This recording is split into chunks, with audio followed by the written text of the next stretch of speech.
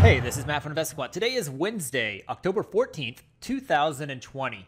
And yesterday, the markets were fairly quiet after the recent run higher. Two of the markets ended up with inside days, that being the S&P and the NASDAQ. And today, we are seeing some selling coming in, and we're trading below the lows of those inside days. So you can see we ended up with a small up gap this morning. In fact, the study that I published for this morning was based upon opening below the prior day low.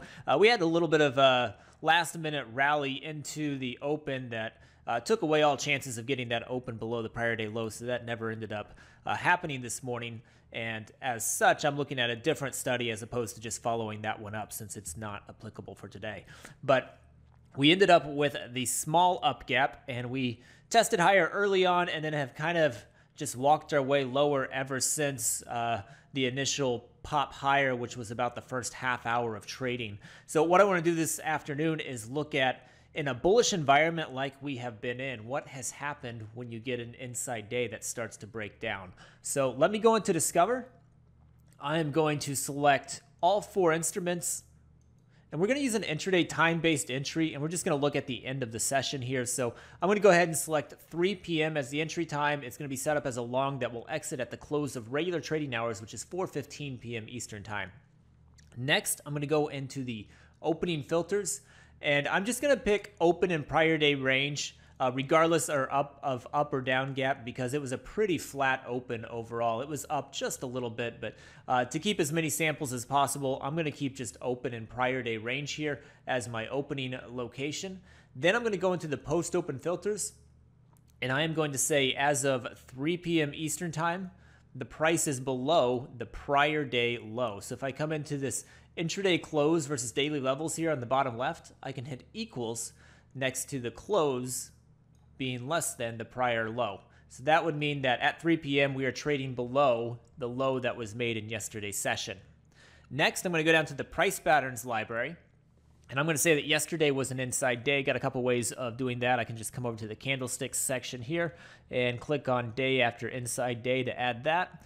Lastly, I'm going to put it in a bullish environment like we've been in, where we are above a 10 and 200 day simple moving average. Now I'll hit view results.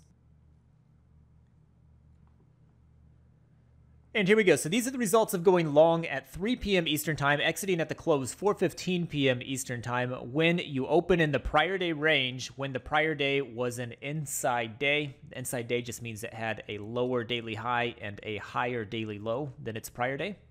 And then at 3 p.m., you are trading below the low from yesterday.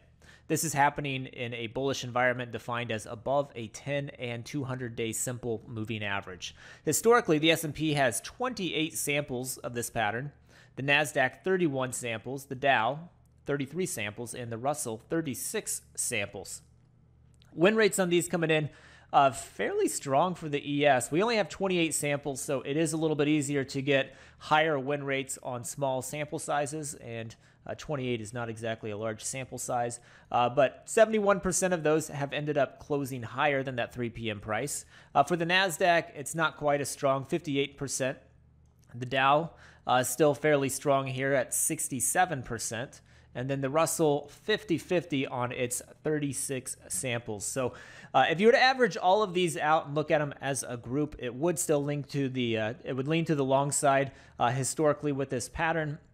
And let's take a quick look. Average win, average loss. Looks like the average win just slightly larger than the average loss in the S&P. It's quite a bit bigger as the average win than the average loss on the NASDAQ, but the NASDAQ's win rate is not quite as strong. The Dow, fairly similar size average win, average loss just a touch bigger. And then on the Russell, the average win a little bit larger than the average loss. So not a huge skew on the average win to average loss ratios here. The NASDAQ is stronger than the others, but I'm not seeing a giant average win or giant average loss compared to the other throughout the different instruments. So hopefully you found this helpful. Good luck the rest of the day, and we will see you next time.